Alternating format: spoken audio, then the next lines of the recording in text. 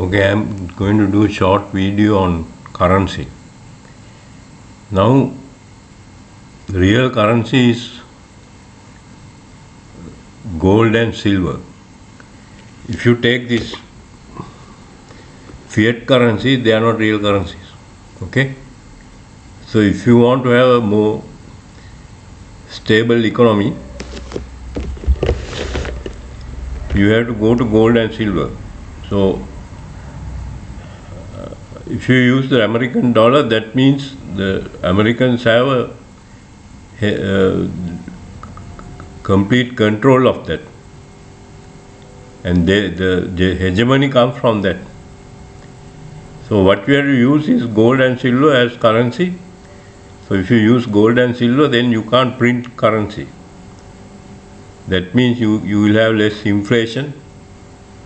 So the problem is that you can't go to a store and buy bread or anything like that gold. So that reason you have to have paper currency. All paper currencies are, they are like toilet paper. They have no value. And it again comes from this entropic footprints and entropic capital. Now if you take gold and silver, they have been used for 5,000 years as currencies. So if you want to do this, then somebody has to come up in Sri Lanka and start some bullion exchanges, about 75 bullion exchanges, and use gold as a currency. So the problem in Sri Lanka is when you go to sell gold, you don't get a proper price. So what I am proposing to Mr. Dilip Jayavira, because you are, especially you are person who has dealing with Dr. Nalin Silva. And so in honor of Nalin Silva, you can start 75 bullion exchanges, and when somebody comes to sell gold, the problem in Sri Lanka is that you don't get the proper value of it. You get only about 95% of that. So if you want to do something for the country or even other person, you have to give him at least 99% value of the gold and 99.5. So if you do that, then you'll have less inflation, because government can't print gold. And second thing, you will have, instead of unipolar system, you will have a multipolar system. Actually, it is multinodal. It's more appropriate term is the multinodal, not multipolar.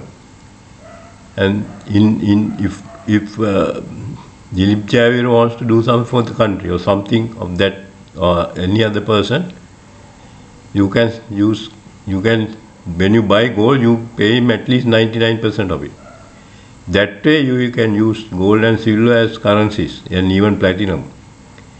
And if you look at the Western countries, they have been suppressing the gold value by doing something called short selling. And the Chinese have built large reserves of gold, and they are trying to move the gold exchange into Asia. So we should try to support that as gold as ringing, and that way the domination of the West for the last 500 years can be removed, and also you can stop the inflation, because governments can't print money.